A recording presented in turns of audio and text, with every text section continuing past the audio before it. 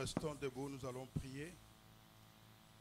Seigneur, nous exprimons notre reconnaissance ce soir et surtout nous te bénissons pour ton soutien, pour la force que tu renouvelles à chacun de nous. Seigneur, depuis lundi nous sommes là et ce soir encore nous sommes là parce que tu veux encore nous parler.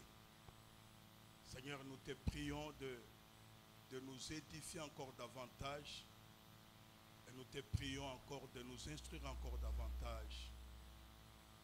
Fais que chacun de nous qui est en ces lieux arrive à comprendre l'enseignement de ce soir éternel, notre Dieu.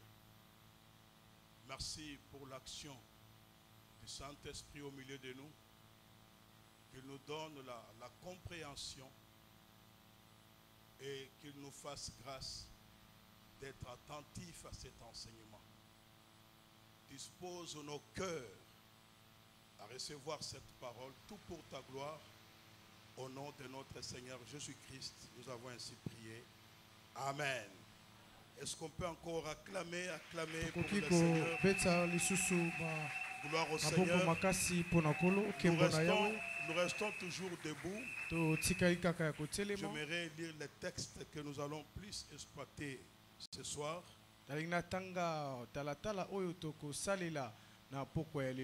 Évangile selon Matthieu, chapitre 13.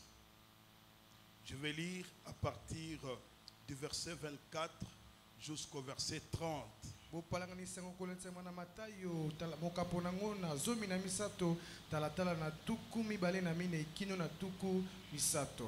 Il leur proposa une autre parabole et il dit: le royaume des cieux est semblable à un homme qui a sémé une bonne semence dans son champ, mais pendant que les gens dormaient, son ennemi vint, s'aima des livrées parmi les blés et s'en alla.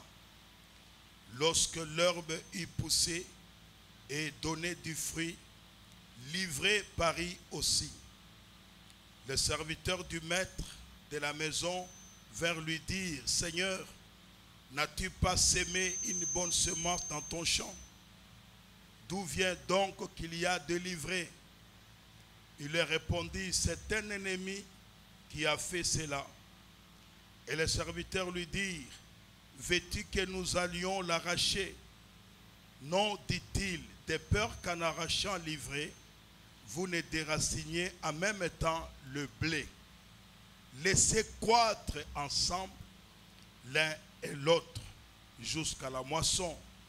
Et à l'époque de la moisson, je dirai aux moissonneurs: arrachez d'abord l'ivrée et liez-la en gerbe pour la brûler, mais amassez les blés dans mon grenier. Que Dieu bénisse sa parole. Nous pouvons nous mettre. Ce soir, nous allons aborder un sous-thème dans notre thème général. Je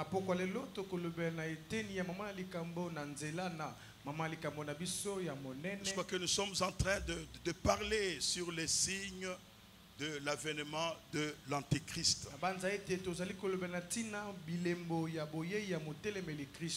Plusieurs signes ont été développés en ce lieu.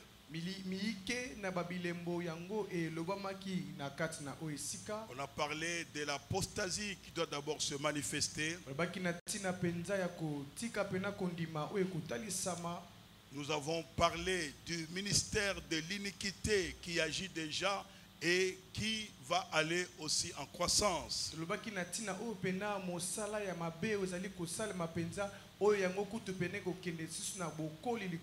On a parlé aussi de la manifestation de l'Antéchrist par la puissance de Satan, par des faux miracles. Et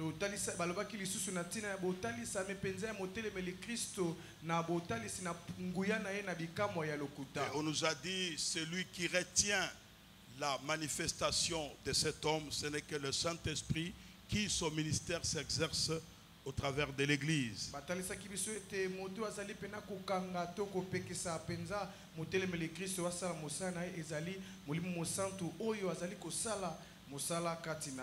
Alors ce soir, nous voulons parler aussi de notre signe qui est important pour montrer l'avènement ou l'avenue de l'Antéchrist.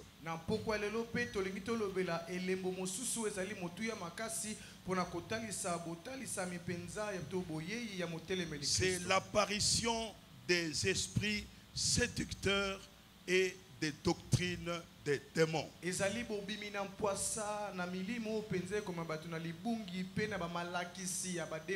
L'apparition des esprits séducteurs et des doctrines des démons. Nous tirons ce sous-thème dans 1 Timothée chapitre 4 verset 1.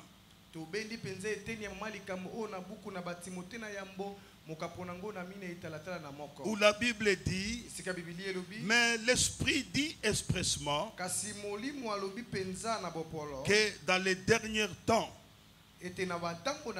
ou dans les derniers jours, quelques-uns abandonneront la foi pour s'attacher à des esprits séducteurs et à des doctrines de démons. Donc l'Esprit dit que dans ces temps de la fin, il y aura plusieurs esprits séducteurs. Comme on nous a parlé de plusieurs antichrists. Et l'objectif de ces esprits séducteurs, c'est de séduire les gens à abandonner la véritable foi, égarer ces gens et ensuite faire en sorte qu'il y ait des doctrines des démons. C'est temps de la fin que nous sommes actuellement. Bien-aimés dans le Seigneur, ce n'est pas un temps facile. Et c'est comme ça, vous verrez, mais lorsque l'apôtre Paul peut s'adresser à son fils Timothée, dans 2 Timothée chapitre 4, en lui disant que j'ai combattu le bon combat, j'ai achevé la course et j'ai gardé la foi. Il a gardé la foi authentique. Il n'a pas perdu la foi. Oh, si nous lisons dans la parole de Dieu, l'objectif de ces esprits séducteurs, en créant des doctrines des démons, c'est tout simplement pour nous puissions abandonner la véritable foi et que nous puissions nous diriger vers les fausses doctrines. C'est la raison pour laquelle, bien aimé dans le Seigneur, quand l'Esprit a parlé, quand l'Esprit a dit, cela doit nous pousser à mener notre réflexion un peu plus loin. Parce qu'il dit que l'Esprit dit expressément que dans les derniers jours, quelques-uns abandonneront la foi et s'attacheront à des esprits séducteurs et à des doctrines des démons.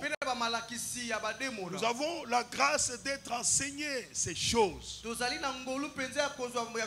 la grâce de connaître ces choses. De telle manière que si nous arrivons à abandonner la foi, ça ne sera pas la faute de Dieu ou des serviteurs.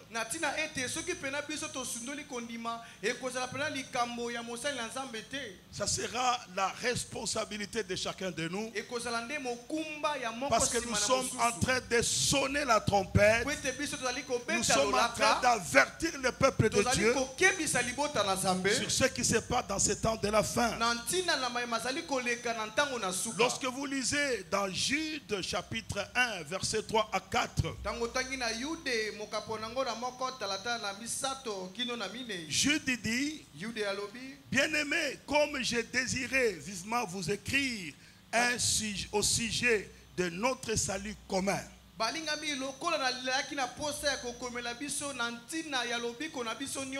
je me suis senti obligé de le faire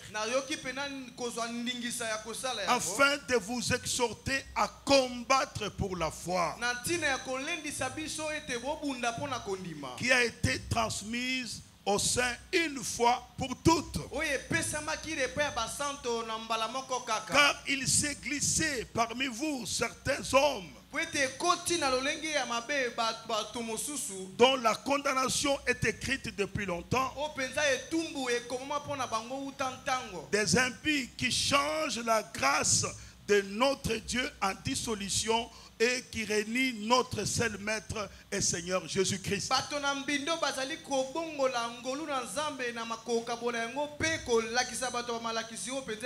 Jude en parle encore.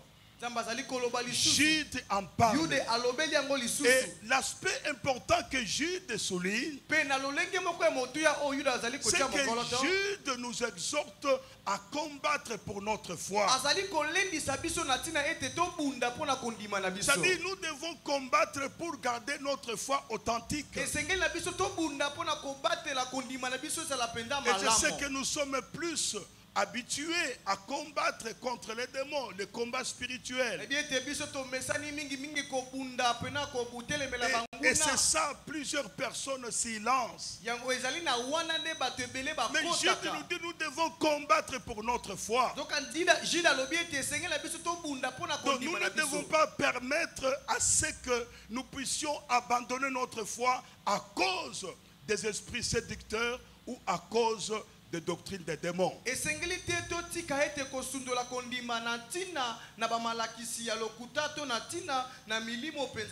Parce qu'il dit: je me sens obligé de vous exhorter à combattre pour la foi.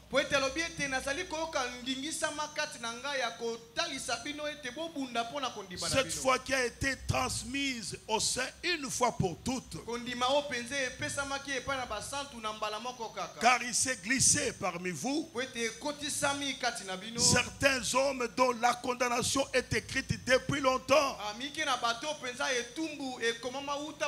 Des impies qui changent la grâce de notre Dieu en dissolution et qui réunit notre seul maître et Seigneur Jésus-Christ.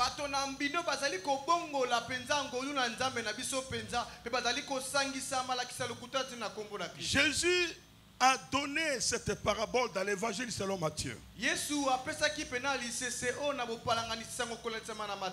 L'évangile de Matthieu que nous venons de lire.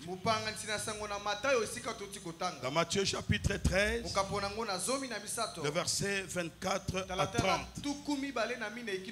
Mais quand vous lisez cette parabole, au verset 27 à 30, le serviteur du maître de la maison vers lui dire: Seigneur, n'as-tu pas semé une bonne semence dans ton champ? Alors d'où vient donc qu'il y ait des livrées? Il leur répondit: c'est un ennemi qui a fait cela. Et le serviteur lui dit: veux-tu que nous allions l'arracher? Il dit non. Dit-il, de peur qu'en arrachant l'ivraie, vous ne déracinez en même temps le bleu.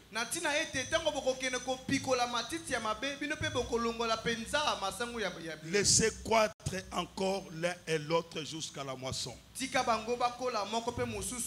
Et à l'époque de la moisson, je dirais aux maçonnaires, arrachez d'abord l'ivraie et liez-la en gerbe pour la brûler, mais amassez le blé dans mon grenier.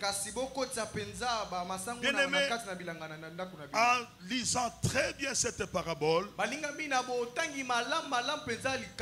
on nous parle de cet homme qui a sémé le blé dans son champ. Et quand il a réellement sémé le blé, mais ses serviteurs ont constaté quelque chose. Oh, ils sont allés regarder, mais le maître a sémé le blé. Mais d'où vient l'ivraie? Ils sont allés vers leur maître. Ils disent, Seigneur, maître, tu as sémé le blé. Mais d'où vient l'ivraie? Écoutez la réponse du maître. Il dit, c'est un ennemi qui a fait cela. Et les serviteurs vont lui proposer s'ils peuvent aller arracher l'ivraie. Il leur dit ça ne sera pas possible. Parce qu'en arrachant l'ivraie, vous risquerez aussi d'arracher le blé. Parce que les deux sont en train de croître ensemble. Le blé est en train de croître. L'ivraie aussi est en train de croître. Donc il faut attendre la période de la récolte, la période de la moisson. À ce moment-là, à l'époque de la moisson, nous allons d'abord arracher l'ivraie pour la brûler et ensuite nous prendrons les blés. Bien-aimés dans le Seigneur, en nous référant à cette parabole, vous comprendrez que dans cette parabole, celui qui sème la bonne semence, c'est le Fils de l'homme.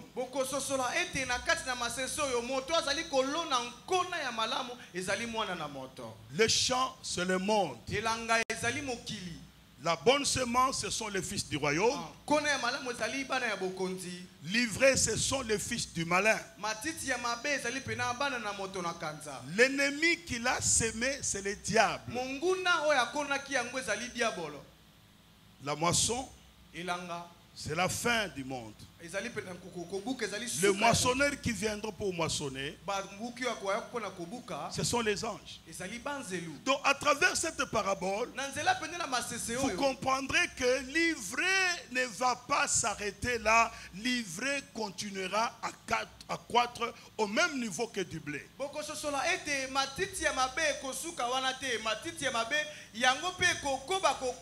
vous vous référez à cette parabole, vous allez constater aussi longtemps que nous prêcherons la parole de Dieu, aussi longtemps qu'il y aura la connaissance, aussi longtemps que nous prêcherons la bonne doctrine ou la saine doctrine, de l'autre côté aussi les doctrines des démons continueront toujours. Que personne ne vous trompe que ces faux enseignements vont s'arrêter aujourd'hui.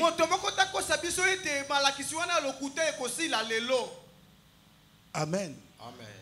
Alléluia. Amen. Ces faux enseignements ne vont pas s'arrêter aujourd'hui. Les doctrines des démons ne s'arrêteront pas aujourd'hui. Mais ces doctrines vont s'amplifier, vont s'étendre, parce que l'objectif, c'est de séduire plusieurs personnes.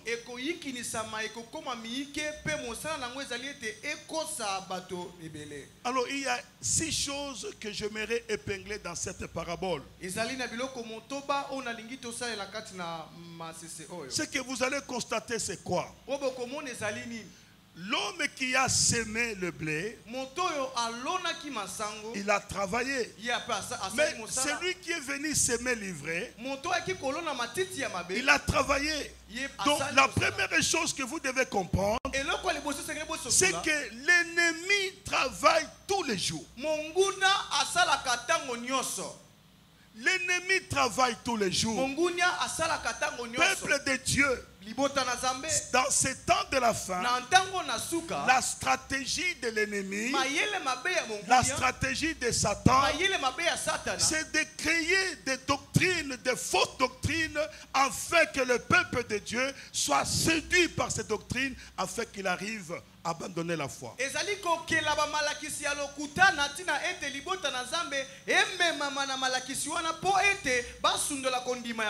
Donc dans ces temps de la fin, l'ennemi est en train de travailler. Mais le problème c'est que beaucoup des enfants de Dieu sont distraits. Parce que nous le disons, nous le répétons. Dans ces temps de la fin, il y a un rejet total, catégorique de la parole de Dieu. Plusieurs enfants de Dieu ne s'intéressent pas à la parole de Dieu. Plusieurs enfants de Dieu ne s'intéressent pas à étudier la Bible. Plusieurs enfants de Dieu ont abandonné la vie de la méditation de la parole de Dieu. Et c'est là où l'ennemi arrivera à avoir plusieurs. Écoutez, bien-aimés dans le Seigneur, j'aime l'attitude, le comportement des chrétiens de Béret.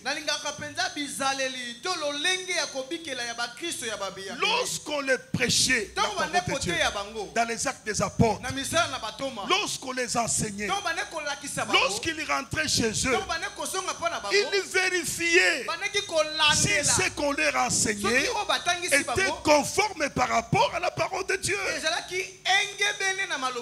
Mais ce n'est pas le cas aujourd'hui. Nous avons rejeté la parole de Dieu. Combien aujourd'hui manifestent le désir d'étudier la parole de Dieu?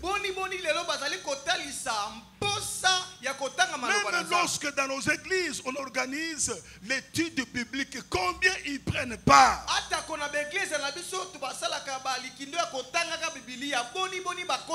Mais voilà les dangers qui courent dans nos vies. Bien-aimés dans le Seigneur, Dieu condamne l'ignorance. Dieu veut que nous ayons la connaissance. La connaissance ne viendra pas aussi longtemps que nous ne prenons pas le temps d'étudier sa parole.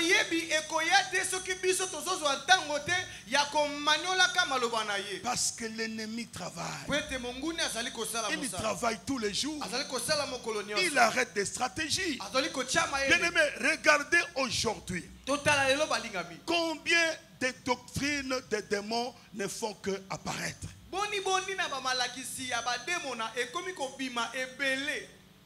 Combien? Il travaille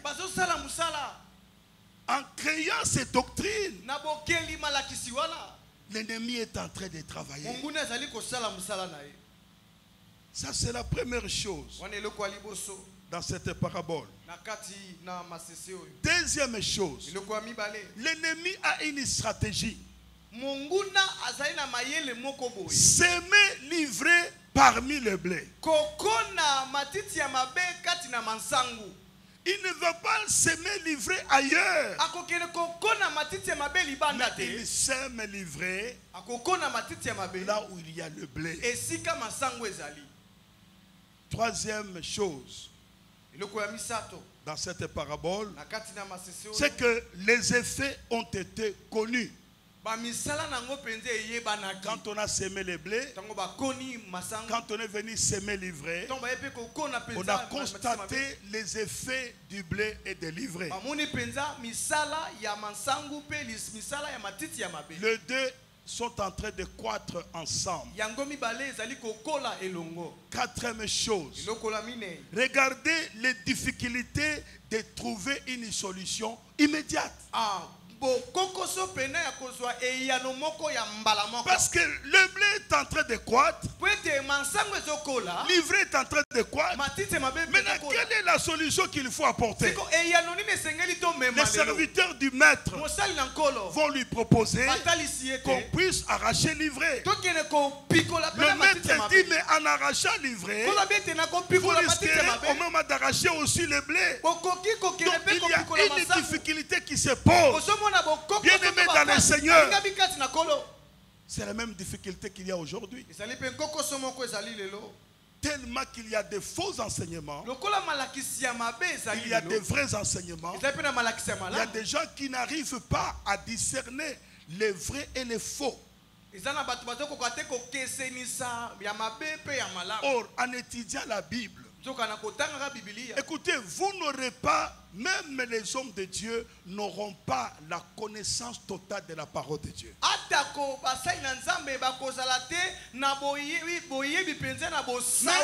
Mais la connaissance que j'ai va me préserver de l'erreur, va m'aider à discerner l'erreur, va m'aider à discerner les doctrines des démons. Amen. Amen.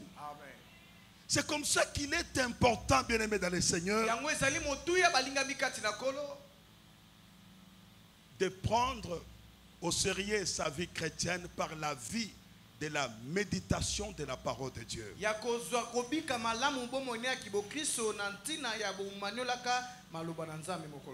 Quatrième chose, j'ai dit que les difficultés de trouver une solution immédiate. Cinquième chose, laissez croître l'ivraie. Laissez croître l'ivraie. Donc l'ivraie est en train de croître au même moment que le blé. Sixième chose, ils ne resteront pas éternellement.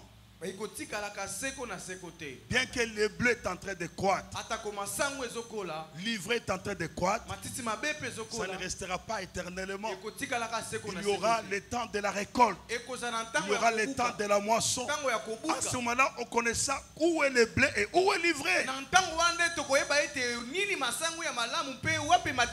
Bien aimé dans le Seigneur, que personne ne vous trompe. Un jour, on saura où est l'ivraie et où est le blé. Jésus l'a dit dans Matthieu chapitre 7, verset 21 à 23. Il dit en ces jours-là, ce ne sont pas ceux qui me disent Seigneur, Seigneur tous les jours qui entreront dans mon royaume. Mais en ces jours-là, plusieurs me diront Seigneur, j'ai fait de grandes croisades. Voilà ce que j'ai fait pour toi. Je leur dirai ouvertement, retirez-vous de moi, vous qui commettez l'iniquité. Donc cela veut dire que ça ne restera pas éternellement ainsi. Et vous allez constater que dans cette parabole, il s'agit de deux catégories de personnes. Deux catégories de personnes. La première catégorie, ce sont les personnes qui sont dans l'église, des véritables chrétiens et qui ont été séduits. Ça, c'est la première catégorie. Les personnes qui sont dans l'église des véritables chrétiens et qui ont été séduits. Écoute ce que Paul dit à Timothée. Dans 2 Timothée chapitre 2, le verset 16, le verset 18. Donc 16 à 18. Paul lui dit, évite les discours vains et profanes.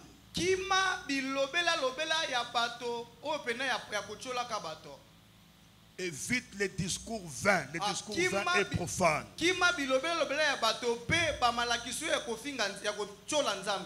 Car ceux qui les tiennent avanceront toujours plus dans l'impiété. Et leur parole rongera comme la gangrène.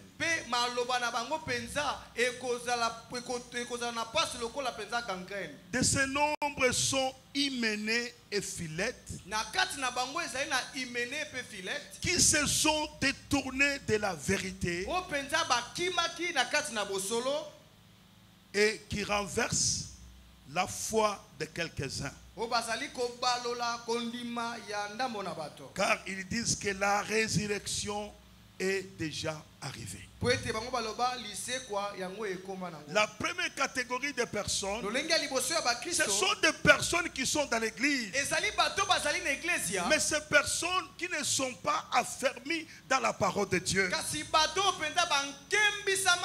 Ouais, quand quelqu'un n'est pas affermi par la parole de Dieu, il est agité. Il n'est pas stable. Il est attiré par tout mouvement qui se passe de gauche à droite. C'est quelqu'un qui est emporté par n'importe quel vent. Et surtout lorsqu'il s'agit d'une telle saison, il se laisse emporter. Il avait dit, c'est la même chose, Hyménée et Philette. Qu'ils étaient des chrétiens. Ils étaient des serviteurs. Paul donne un conseil à son fils Timothée. Il dit, tu dois éviter les discours vains et profanes. Vous savez, beaucoup de gens aujourd'hui n'arrivent pas à discerner la véritable parole qui est prêchée. Aujourd'hui, il y a des gens aussi qui prêchent la philosophie. Il y a des gens qui prêchent la morale. Il y a des gens, quand ils parlent le micro, ils font seulement des déclarations, il n'a rien prêché. Paul dit à Timothée, évite ces discours vains et profanes. Car ceux qui les tiennent avanceront toujours plus dans l'impiété.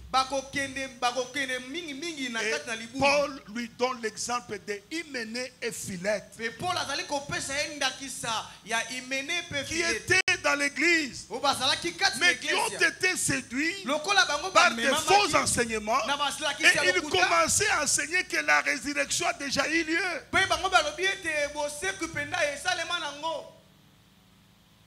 Alléluia. Amen. Alléluia.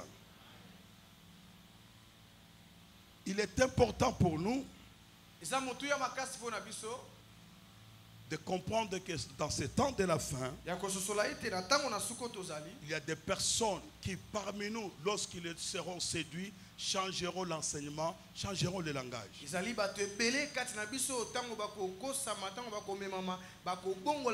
C'est comme ça, il faut garder le deux pieds, il faut rester stable dans la parole de Dieu. De ne pas se laisser emporter comme Hyménée et Philette qui étaient dans l'église mais qui ont été séduits et qui ont été emportés. Et Paul exhorte Timothée à comprendre ce qui est arrivé à Hyménée et Philette.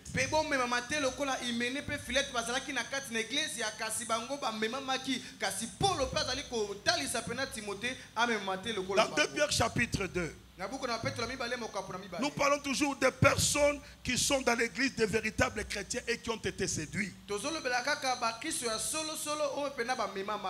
Dans 2 Pierre chapitre 2, versets 1 à 2. Il avait dit qu'il y en a parmi le peuple des faux prophètes. Et il y aura de même parmi vous des faux docteurs qui introduiront des sectes pernicieuses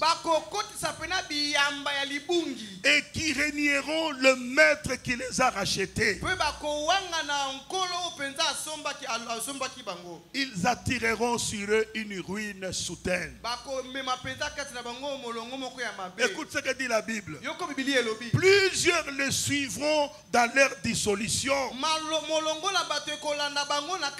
Et la voix de la vérité sera calomniée à cause d'eux. Il y a parmi le peuple, dans l'église, lorsque je parle de l'église, je parle d'une manière générale, de l'église d'une manière générale. Il y aura parmi vous des faux prophètes. Il y aura aussi des faux docteurs, des faux enseignants qui vont introduire des sectes pernicieuses. C'est la raison pour laquelle, regardez aujourd'hui, quand quelqu'un quitte seulement l'église, regarde les gens qui sont derrière lui. Parce qu'aujourd'hui, bien aimés dans le Seigneur, les gens sont plus fanatiques qu'être un véritable chrétien. Amen.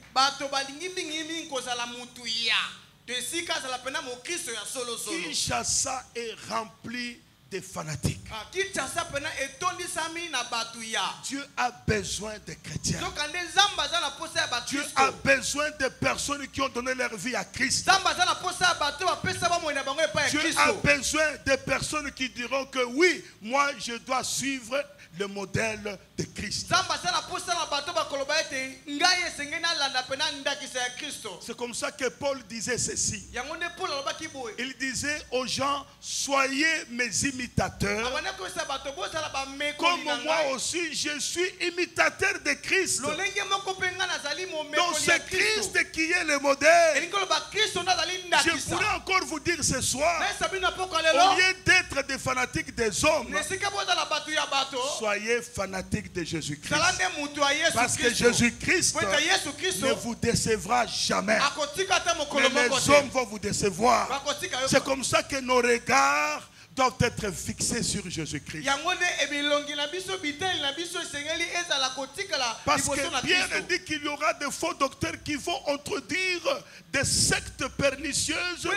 Ils vont attirer des foules derrière eux.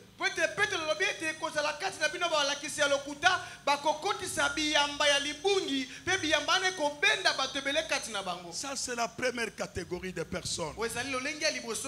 Des personnes qui sont dans l'église et qui ont été séduits. Et en étant séduits, ils suivent les personnes qui les ont séduits. Nous avons la deuxième catégorie, c'est que ce sont des personnes qui n'ont jamais été des enfants de Dieu, mais des personnes que Satan a placées à l'intérieur de l'église. Donc ils sont venus de l'extérieur. Ils n'ont jamais rencontré Jésus comme Seigneur et Sauveur. Mais Satan les plante de l'extérieur. Comme ce sont ses serviteurs, ce sont des instruments qu'il utilise. Et il prend ces personnes, il les place dans l'église. Quand vous lisez dans 2 Corinthiens chapitre 11, le verset 13 à 15, l'apôtre Paul dit, ces hommes-là sont des faux apôtres, des ouvriers trompeurs déguisés en apôtres de Christ. Et cela n'est pas étonnant, puisque Satan lui-même se déguise en ange de lumière. Il n'est pas étrange que ces ministres aussi se déguisent en ministres de justice. Leur fin sera selon leurs œuvres. Ça, ce sont des gens de l'extérieur, des instruments du diable, des serviteurs du diable que Satan prend et les introduit au sein de l'église. Mais imaginez-vous maintenant, quand vous êtes fanatique d'un tel homme, il va t'amener où? Alléluia. Alléluia. Amen. Et dans la Bible, je vais vous lire quelques exemples dans les Actes des Apôtres pour que vous arriviez à comprendre. Il y a des serviteurs, il y a des ministres qui n'ont jamais été appelés ou choisis par Dieu,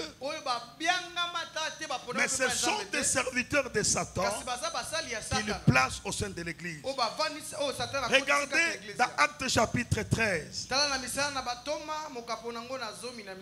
Dans Acte 13, la Bible nous dit, après qu'on ait prié pour Paul et Silas, on les a libérés et ils devaient partir pour faire la mission.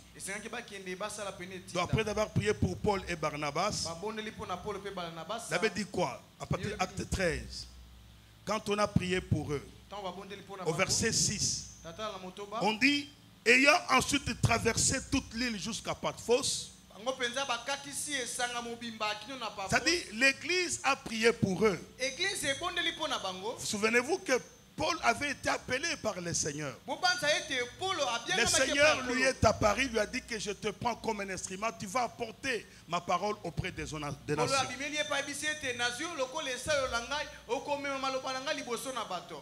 Et Paul était dans l'église, servant Dieu. Ça veut dire que pendant qu'il était à l'église d'Antioche en train de servir Dieu,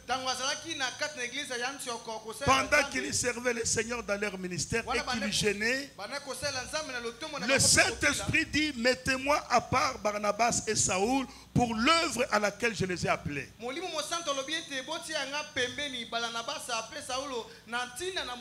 prié pour eux et on les a laissés partir. Ça veut dire que quand ils ont traversé l'île jusqu'à Paphos, ils trouvèrent un certain magicien, faux prophète juif nommé Bar Jésus. Non, son nom c'était Bar Jésus, c'était ça. Donc Elimas, il s'appelait aussi Elimas, c'était un faux prophète. Alors quel était le rôle de cet homme? Il était avec le proconsul Sergios Paulos, homme intelligent. Ce dernier fit appeler Barnabas et Saoul et il va manifester le désir d'entendre la parole de Dieu.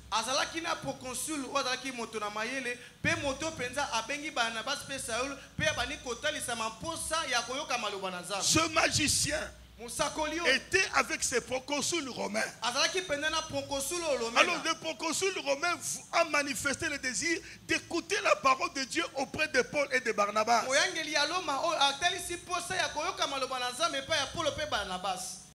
Mais le magicien cherchait à l'empêcher. Mais Elimas, verset 8, le magicien, car c'est ce qui signifie son nom, leur faisait opposition, cherchait à détourner de la foi ses proconsuls. Vous voyez le rôle de ces serviteurs. Lorsque cet homme manifeste d'écouter la parole de Dieu, lui cherche à détourner cet homme. C'est ça le rôle des ministres de Satan. Détourner les véritables enfants de Dieu et les amener en dehors d'eux. Comme cet homme qui voulait empêcher à ses proconsuls.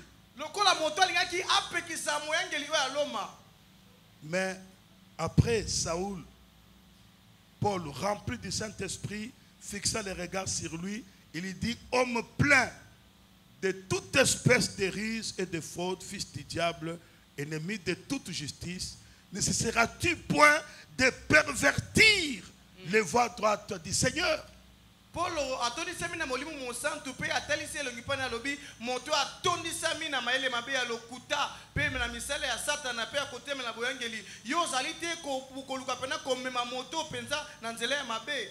Il lui dit, maintenant voici la main du Seigneur est sur toi, tu seras aveugle et pour un temps tu ne verras pas le soleil. Alabitala sika wa loboko na nzambe zaina yo yo kokoma moto na lolanda Donc cet homme avait pour mission de pervertir les voies du Seigneur. Quand vous allez dans Acte 8, à partir du 5e verset, on nous parle d'un certain homme qu'on appelait Simon le magicien.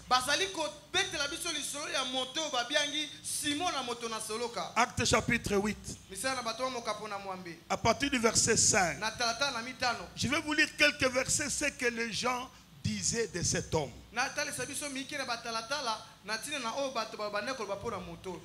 À partir du verset 9. Acte 8, verset 9. L'Abbé dit, il y avait auparavant dans la ville un homme nommé Simon qui se donnait pour un personnage important. Il exerçait la magie et provoquait l'étonnement du peuple de la Samarie. Écoutez le verset 10.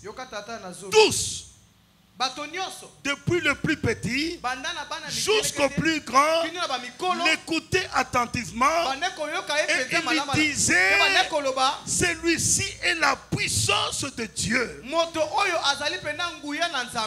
celle qui s'appelle la grande. Simon a étonné les habitants de cette ville par des actes magiques, par des faux miracles. Mais ces gens qui n'avaient aucun discernement vont dire que non, ça c'est la puissance de Dieu, la plus grande puissance. Mais pour vous faire voir, quand Philippe est arrivé dans cette ville, parce que dans Acte 7, il y a eu persécution contre les disciples. Et chacun fuyait de village en village. Il y a d'autres qui fouillaient ils fouillaient partout. Alors Philippe s'est retrouvé dans une ville de Samarie, là où se trouvait Simon le magicien. Il a commencé à prêcher l'évangile. Gloire à Dieu que ces personnes qui ont cru à Simon le magicien ont cru à la parole que Philippe leur a prêchée.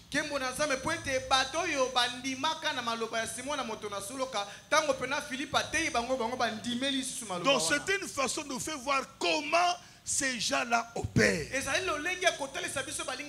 Ils cherchent à perturber les voies du Seigneur. Ils cherchent à amener les gens dans la perdition. Dans Acte 20, l'apôtre Paul, qui a passé beaucoup de temps avec les anciens de Milet à Éphèse, il avait dit dans Acte 20, il leur dit ceci, au verset 28, où je peux commencer même plus loin au verset 27. Discours d'adieu aux anciens d'Éphèse, pour les enseigner pendant plusieurs mois. Maintenant, il veut se séparer d'eux. Il leur dit ceci, car je vous ai donné, je vous ai annoncé tous les conseils de Dieu sans rien vous cacher.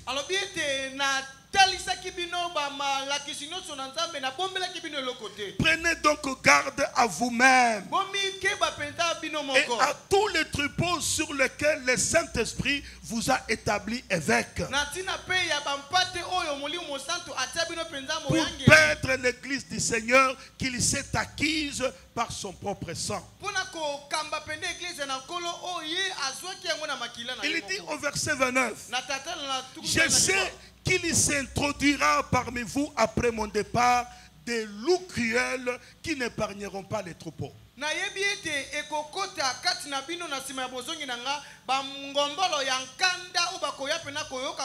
Et qu'il s'élèvera du milieu de vous des hommes qui enseigneront des choses pernicieuses pour entraîner les disciples après eux.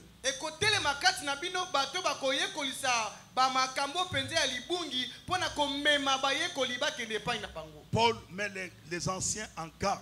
Paul azali kokebisa pene pour dire bapaka. que ces gens-là vont venir. Bato wana bakoya. Veillez sur le troupeau du Seigneur. Kokeba pona Ils bapate na viendront pour faire perdre le peuple de Dieu. bakoya pona koluka kobungisa libota na Nzambe. Et si nous allons plus loin, Soto ke sumosika. pour comprendre cette deuxième catégorie de personnes, Pona kososola lolenge ya mibale ya bato. on peut prendre un autre exemple dans la Bible. Tokozanda kisamsu na Dans Biblia. 1 Roi chapitre 12. Na buku na bakontina ya mbo. J'aimerais, peuple de Dieu, que vous suivez attentivement ce texte de 1 Roi chapitre 12. Nalingi ete dolanda malamu buku ya bakontina moko mokapona zomi na mibale. Il s'agit de Jéroboam. Ezali pena tina ya Je vais lire Jeroboam. à partir du verset 26 Na talatala ya tuku mibale na motoba. jusqu'au verset 33. Kino na tuku misato na misato. Il avait dit que Jéroboam dit à son cœur, Jeroboam alobi na kati na motema. le royaume pourrait bien maintenant retourner à la maison de David. Si ce peuple monte à Jérusalem pour faire des sacrifices dans la maison éternelle, le cœur de ce peuple retournera à son Seigneur.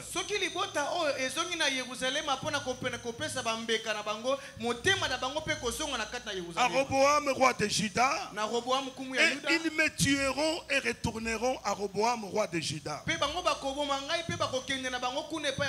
Après s'être consulté, le roi fit deux veaux d'or. Il fait deux veaux d'or. Et il dit au peuple, assez longtemps vous avez monté à Jérusalem. Israël, voici ton Dieu qui t'a fait sortir du pays d'Égypte. Il plaça l'un de ses veaux à Bethel et il mit l'autre aussi à Dan. Ce fut là une occasion de pécher le peuple allant devant l'un des veaux jusqu'à Dan.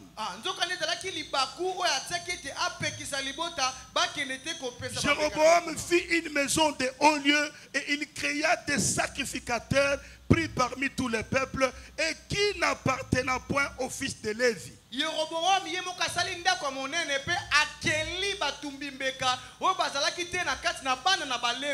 Après la mort de Salomon, Israël a été divisé en deux.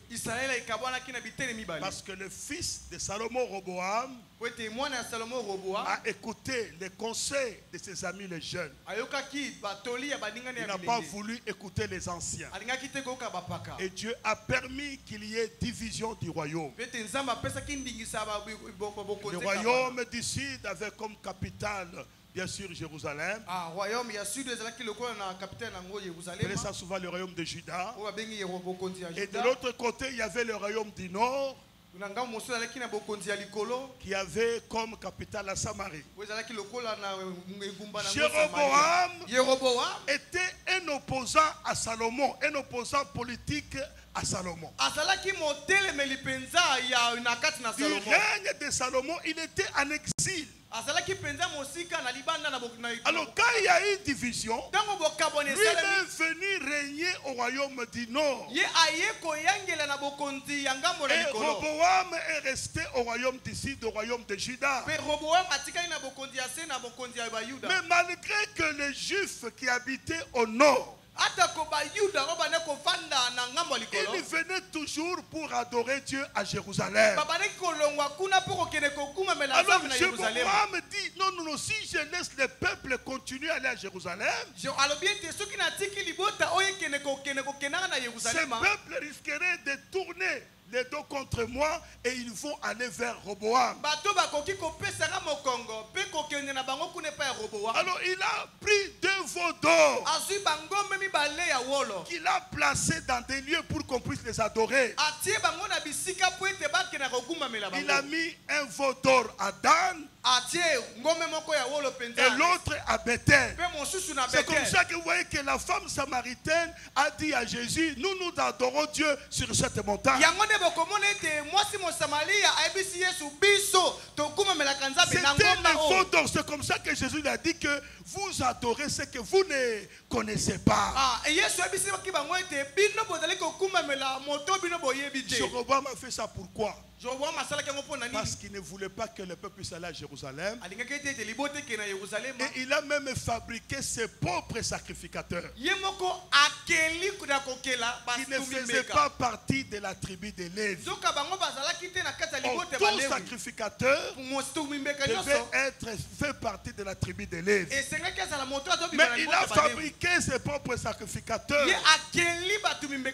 parce qu'il voulait garder le peuple dans la perdition. C'est ça le rôle des ministres de Satan. C'est ça le rôle des serviteurs de Satan. C'est d'amener le peuple vers la perdition. Peuple de Dieu, comprenez ces choses. Qu'il y aura apparition des doctrines des démons. Qu'il y aura apparition des séducteurs qui viendront dans le but de séduire le peuple et les amener vers la perdition. C'est comme ça que Paul dit à Timothée. Dans 2 Timothée chapitre 4. Le verset 3 à 4. Écoute ce que Paul dit à Timothée. Dans 2 Timothée 4, verset 3 à 4, il lui dit ceci. Prêche la parole. Prêche la parole. Il n'a pas dit à Timothée prêcher les déclarations. Les déclarations, on peut les faire, ce n'est pas mauvais. Mais ce qui est important, on doit d'abord prêcher la parole. Parce que c'est la parole qui donne la vie, c'est la parole qui change les vies.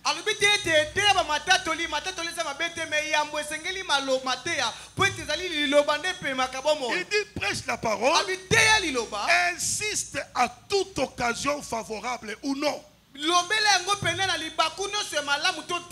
dit reprends encore, censure, exhorte avec toute douceur et en instruisant, car il viendra un temps où les hommes ne supporteront pas la saine doctrine, mais ayant la démangeaison d'entendre des choses agréables, ils se donneront une foule de docteurs selon leurs propres désirs. Ils détourneront l'oreille de la vérité et se tourneront vers les fables. Et c'est ce que nous vivons. C'est ce que nous vivons. Mais Paul a déjà prévu cela, disant à Timothée, prêche la parole, insiste, instruit à chaque occasion.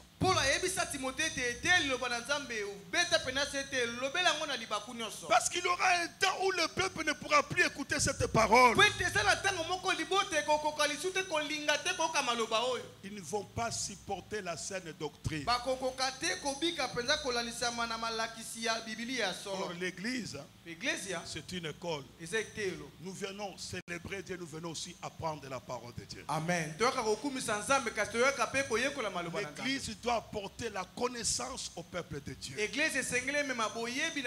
Jésus a dit, allez faites toute nation les disciples, enseignez-leur à observer tout ce que je vous ai dit.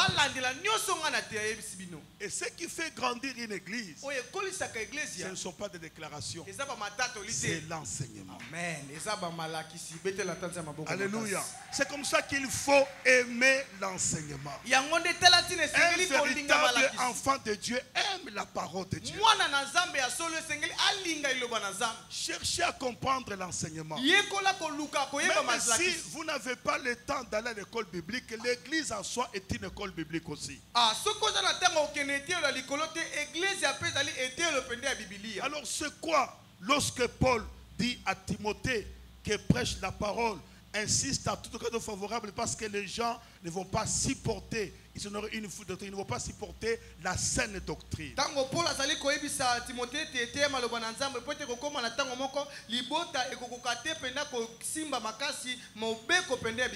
C'est quoi la doctrine?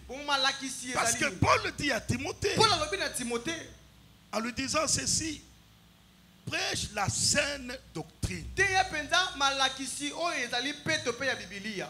La saine doctrine. Malakisi ya peto ya Biblia. D'abord, quand nous parlons de la doctrine, Donc bazoba malakisi. la doctrine, ce n'est pas porter les mouchoirs de tête. Ah, malakisi ezali te komema penza mouchoir moko bona moto. Ce n'est pas ça la doctrine. Yangwana tene doctrine. La doctrine, ce n'est pas dire aux gens de ne pas porter les bijoux. Ah, doctrine ezali komisa bato ah pena bijoux. Ça, ce sont des choses culturelles. Wana ezali makambo na lolenge ebikolo ya bato. Chaque nation a sa culture. Mboka na mboka ezana lolenge na nga Vous voyez, kobikela. par exemple, vous avez vu lorsque le docteur Silas a parlé qu'il a rencontré des hommes là, des motocyclistes là, avec des tatouages. Et quand il est entré, il a vu que ces gens-là adoraient Dieu. Ah, au moins qui tango docteur Silas alobaki ete na tango kenene kuna akutani na bakumbi tukutuku, bazalaki na basuki bakanga ba tatouage mais bato kumba belanzam. Mais c'est ça le problème, c'est-à-dire que dans leur culture, ce n'est pas un problème d'avoir des tatouages. Na lolenge na bango kobikela, komi koma na nzoto pona bango kuna, ezala ngo mabete. Ce n'est pas ça, bien-aimé. Yango te balinga bikati na kolo. La doctrine, Malakisi. c'est l'ensemble d'enseignements concernant quelque chose ou un sujet. Ezali lisanga ya ba malakisi, o ezali kolandela to kotalisa na ntina yango eloko. Je peux dire aussi que c'est l'ensemble d'enseignements qui révèlent une prise de position nette, claire et ferme sur un sujet. Molongo na malakisi ezali kotalisa penza lolenge ya bovandeli o evandisami likolo na nkombo to na eloko songolo. Jésus n'enseignait pas n'importe quoi. Yesu bana kote habité ya te. Il avait dit dans Matthieu 7, verset 8, Na Matthieu mokapo na sambo la tata na mwa. foule fit frapper de sa doctrine. Ah, etuluku na bato ebetamaki na malakisi na ye. Et quand vous lisez dans Jean chapitre 7, Soko tangi na Yohana mokapo na sambo. le verset 16, Talata na mita na Jésus dit, ma doctrine n'est pas de moi. Yesu alobete malakisi na ngai Donc ezali ya ngai Jésus te. avait sa doctrine. Yesu azalaki pe na Sa malakisi doctrine, na ye. ce sont des enseignements Eza ba que malakisi. Jésus donnait concernant telle ou telle situation. O Yesu bana kopesa kolanisa ma likambo songolo to pe pakala. Mais ce que vous devez savoir, O sengeli boye babalingami. la doctrine a plusieurs sources. Malakisi ezali na biuteli miyike. La doctrine a plusieurs sources. Ezali na biuteli miyike. Nous avons dit que c'est le temps de l'apparition ou la création des doctrines des démons. Et tolobete ezali ntango ya bokelito ya bobimi penza malakisi ya bademona. Il y a Dieu comme source concernant la doctrine. Ezali na nzambe lokola liziba o etali penza L'homme malakisi. aussi peut être comme source. Moto pe koza la pena e utele opona malakisi. Quand vous lisez dans Jean 7, verset 17, nous allons petit à petit pour aller vers la fin. Dans Jean chapitre 7, verset 17, Yohana mokapo na sambo talatala ya zomi na sambo. là nous avons Dieu comme source de la doctrine. Tozomo na nzambe lokola liziba pena ya malakisi. Écoutez Jean 7, 17. Yoka Yohane sambo. Si quelqu'un veut faire sa volonté, Soki moto alingi asala mokano na il ye. connaîtra si ma doctrine est de Dieu ou si je parle de mon chef. Akososola ete soki malakisi na ngai ezali ya nzambe to soki pe nazali kolobela pena. Il y a aussi comme source doctrine la source des hommes. Et toza pe na liziba mosusu ezali liziba lokola moto. Dans Colossiens chapitre 2, Na kolosa ya mokapo nango na mibale. le verset 2, Talata na mibale. il est dit dans Colossiens 2, verset 2, Eloba miboye na kolosi. afin qu'ils aient le cœur rempli de consolation, Nantina ete baza na motema oye qu'ils soient unis dans la charité et enrichis d'une pleine intelligence basangana na bolingo pe batonisama na bozwi etonda pour ya connaître mayele le mystère de Dieu, savoir Christ. pona koyeba mabomba mina nzambo ezali Kristo. Ensuite, il y a aussi les démons comme source. Ezali pe lisusu bademo na lokola Dans liziba. 1 Timothée chapitre 4 Na buku na batimoti ya mokapo nango na et mine. le verset 1. Pe talatala na moko. J'aimerais vous donner maintenant les quelques caractéristiques Natalisa biso mwa balolenge de la saine doctrine. ya malakisi oyo ezali ya moboko ya Biblia. Quelques caractéristiques de la saine doctrine. Moko ya malakisi oyo ezali penza na Première Biblia. caractéristique, Malakisi ya yambo. la saine doctrine, c'est un enseignement qui n'est pas de l'homme, mais qui a Dieu comme source et origine. Malakisi ya solo solo ya Biblia ezali malakisi oyo ezali na moto te kasi oyo ezali nzambe lokola liziba. Elle encourage à la piété. ezali kotindika moto na à kobanga nzambe. une vie qui n'a rien à voir avec la souillure. Ah, ya kobika bomoi oyo ekokani te penza na bombindo. Et c'est ce que 1 Timothée chapitre 1, Yango nde Timothée ya mbomoka pona moko. la Bible nous dit dans 1 Timothée chapitre 1 verset 9 à 10, Na tata na libwa kino na zomi. la Bible dit, Yolobi ete. sachant bien que la loi n'est pas faite pour les justes, Yeba ete mobeko esalama te pona bayenge beni. mais pour le méchant, Kasi pona bato na et les kanda. rebelles, les impies et les pécheurs, Bato na mabe, bato na mbindo, les pe bato na irréligieux masumu. et les profanes, Bato bazingaka biyamba te, les pe bato na- infâmes, les voleurs d'hommes, les menteurs, bamiyibi penza, bato et na tout lokuta. ce qui est contraire à la saine doctrine. Pe oyo nyonso tu ezali kotelemela malakisi Donc la ya vraie moboko. doctrine, la saine doctrine encourage à la piété. Malakisi ya malamu ya Biblia yango etindikaka moto na kotambola na alima. La saine doctrine nous garde dans la foi. Yango evandisaka biso to ebatelaka biso kati na La kondima. vraie doctrine nous prépare à l'enlèvement. Yango elengelaka biso mpona konetwama. Elle est comme point de départ des enseignements de Christ. Ezali lokola litono ebandeli nano malakisi ya Et elle Kristo. est renforcée, amplifiée par les enseignements des apôtres. Pe yango etindikami lisusu emati lisusu makasi na malakisi ya batoma. Alors quel est le contraire de la saine doctrine? Bongo nini nezali motelemeli to molo malakisi ya lokuta. Le contraire de la saine doctrine, Malakisi ya o ezali ya solo il te. y a l'enseignement de Balaam, Eza malakisi ya Balaam. Apocalypse 2, versets 14 à Apocalypse 15. mokabombale.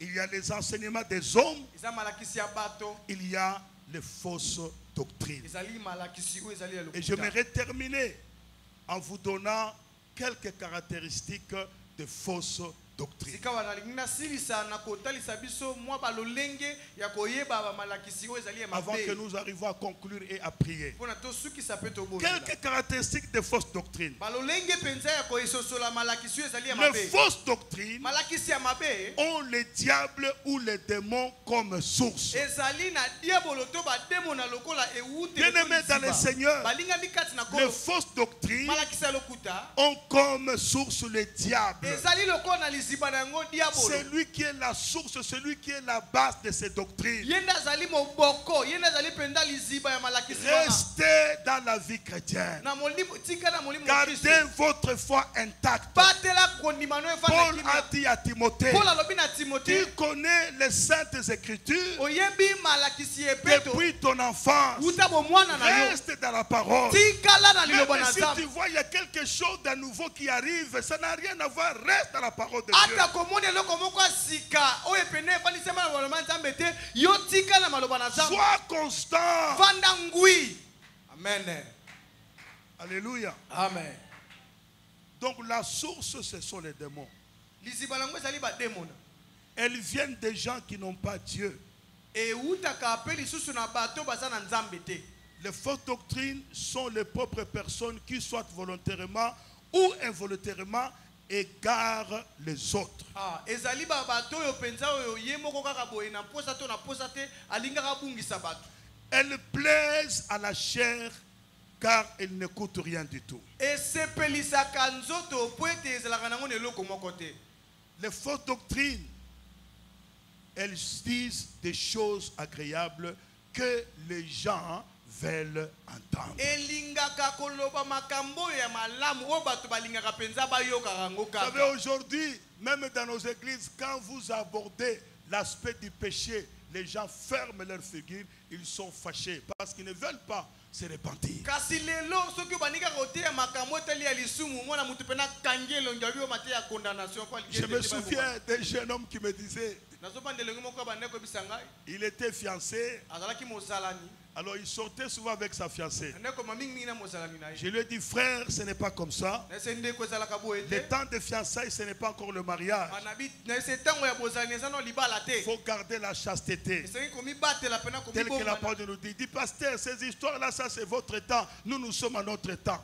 Abi bombateli pate makambo na bino nano ya kokima na wana tango na bino. La parole de Dieu n'a pas de temps. Amen. Elle Donc maloba na s'adapte tango te. à tout le temps. Et quand Elle même, la s'adapte table, non, à toutes les Pe époques. efanisa mina bikeke La nyonso. parole de Dieu ne Maloba na changera Nzambe pas. eza ekeleka Elle te. est la même aujourd'hui. Eza ndenge moko. Elle restera la Pe même. kotikala lolenge Tout moko. passera, Nyonso ekoleka. sauf la parole de Dieu. Kasi maloba na Elle ne Nzambe passera ekoleka te point. ata mokolo moko.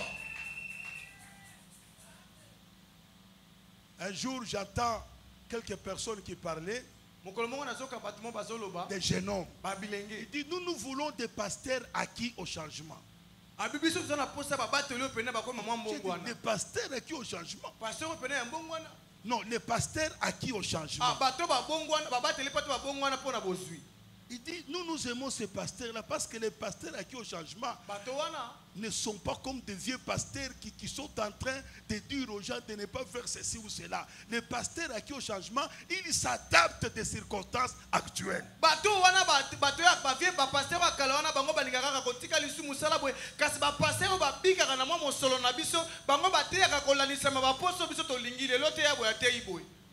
On ne peut pas être acquis au changement. Mais on doit prêcher la parole de Dieu. Paul a dit à Timothée, prêche la parole. Insiste à toute occasion favorable ou non. Amen. Amen. Elles amènent à la perdition et à l'égarement. Les fausses doctrines amènent à la perdition et à l'égarement.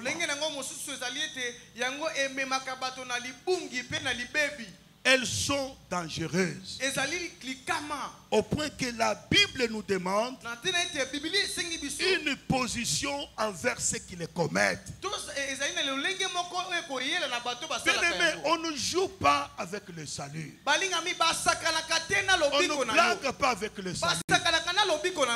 Parce que vous savez, bien-aimés dans le Seigneur, aujourd'hui il y a des théories, il y a des enseignements qui circulent de gauche à droite pour amener les gens dans la perdition, en leur faisant croire malgré tout ce que tu feras, tu ne perdras jamais le salut.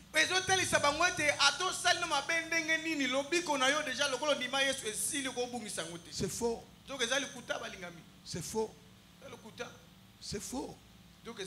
Donc elles sont dangereuses au point que la Bible nous demande une position envers ceux qui les commettent.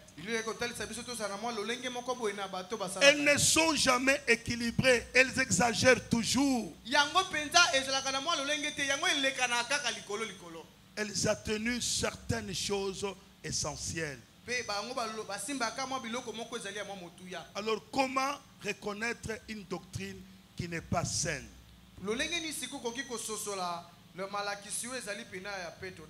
Première chose, il y a 3 moyens pour reconnaître une fausse doctrine, une doctrine des démons. Dans son contenu,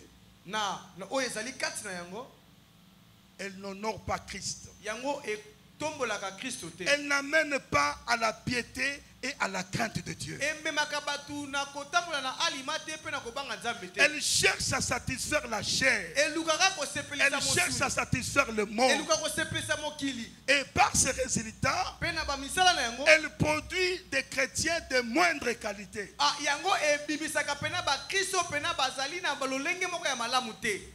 Pourquoi? Parce que son contenu n'a pas d'influence. Alors, pour se protéger contre ces doctrines des démons, la première chose, il faut connaître la saine doctrine. Il faut aimer les enseignements. Quand on vous dit qu'il y a enseignement, cherchez à apprendre. Cherchez à apprendre sur la sanctification. Cherchez à apprendre sur la vie chrétienne. Ça va te former, tu seras stable. Et il faut affronter tout ce que l'on dit à la parole de Dieu.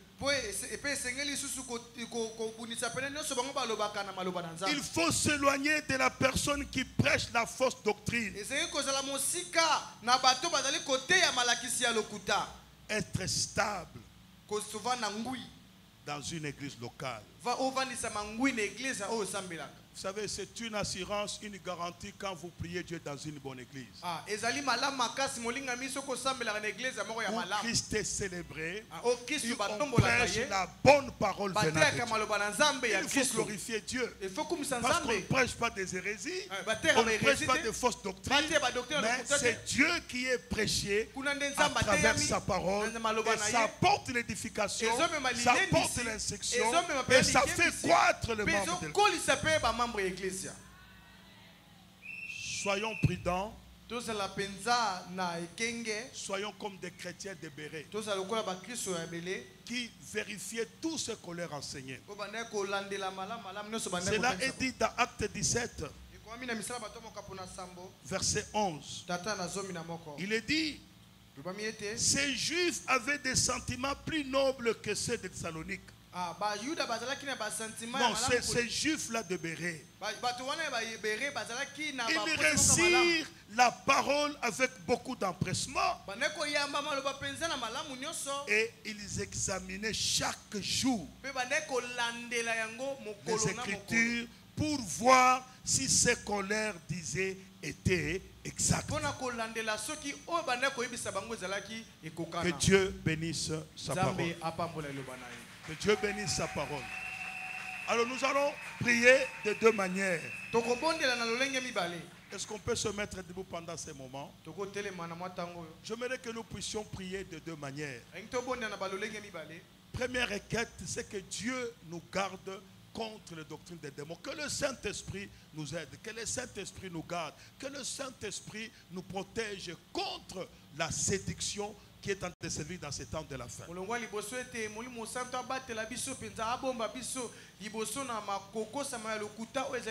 Jésus l'a dit dans Matthieu chapitre 24 verset 24. Il dit: il s'élèvera de faux prophètes, de faux docteurs, à tel point qu'ils séduiront même les élus de Dieu.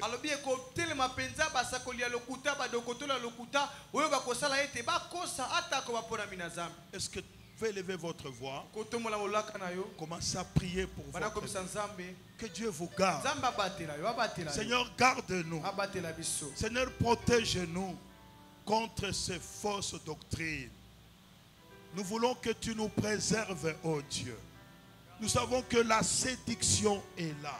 Garde-nous, Seigneur. Que la séduction est là, Seigneur. Mais garde-nous. Protège-nous, Seigneur. Nous avons besoin de demeurer dans la saine doctrine. Nous avons besoin, Seigneur, de demeurer dans ta parole.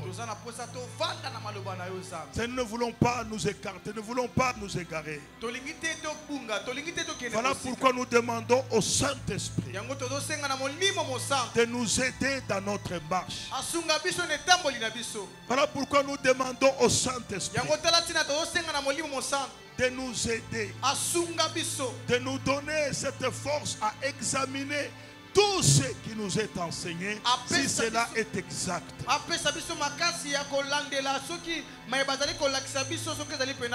Parce qu'il y aura apparition des séducteurs qui auront pour but de nous séduire.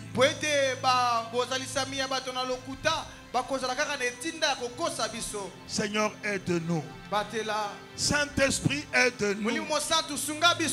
Saint-Esprit, aide-nous. Saint-Esprit, aide-nous. Nous avons besoin de toi. Nous avons besoin de toi. Alléluia. Deuxième requête. Que Dieu nous donne la soif de sa parole. Bien-aimés, nous passons des heures et des heures en entrant dans les réseaux sociaux. Quelqu'un peut avoir son téléphone depuis le matin jusqu'au soir. Il entre dans tel site, il sort. Écoutez, il avait dit que chaque chose a son temps. Ayez aussi le temps d'étudier la Bible. Ayez la soif de la parole de Dieu. Ayez cette soif. Que le Saint-Esprit crée à nous cette soif de la parole de ete Dieu. molimo mosantu akela kati na biso posa wana. Que le Saint-Esprit crée à nous cette soif d'apprendre, d'étudier la parole de Dieu. apesa biso posa kozala makoki ya kotanga maloba na Que Nzambe. nous soyons attachés à la parole de Dieu. Tozala bato bakangama na maloba na Nous Nzambe. soyons des étudiants de la Bible. Tozala pena batangi pena ya Des Biblia. gens qui peuvent passer des heures et des heures à étudier la Bible. Bato bakolekisa bangonga na kotanga ka Biblia. Que le Karabase, Saint-Esprit ramase, nous donne cette soif. Est-ce qu'on peut prier? mandarabose, Seigneur, nous te prions imambraso telebla, ce soir ikemambraso pour que le telebla, Saint-Esprit, lizamazato, pour que le Saint-Esprit nous donne zabakoria cette basende soif d'étudier ta parole. rebose, ababas, Nous avons besoin ce soir soir que tu nous donnes la soif de la parole de Dieu. Nous avons besoin d'apprendre cette parole. Nous avons besoin d'étudier cette parole. Saint-Esprit, Saint-Esprit, aide-nous. Crée en nous cette soif. Crée en nous cette soif. Alléluia. Crée en nous cette soif. La soif de la parole de Dieu. Comme nous avons souvent la soif de boire de l'eau, que nous ayons aussi la soif de la parole de Dieu. Que nous ayons cette soif en nous. Et donne-nous la force de passer du temps aussi à étudier ta parole. Donne-nous la force de passer du temps à étudier ta parole. Nous voulons être les étudiants de la parole de Dieu. Nous voulons apprendre la parole de Dieu.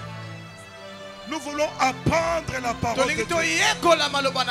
Nous voulons connaître la parole de Dieu. Nous ne voulons pas être des ignorants. Parce que toi, tu condamnes l'ignorance. Oh Seigneur, aide-nous. Alléluia. Aide-nous. Saint-Esprit, crée cette soif. Que nous soyons attachés à Dieu et à sa parole.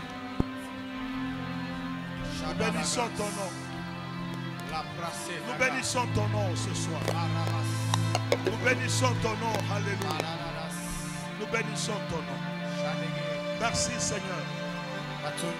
Merci Jésus. Est-ce qu'on peut rester calme? Père, j'aimerais prier pour ton peuple ce soir. Tu nous as parlé sur l'apparition des séducteurs et des doctrines des démons.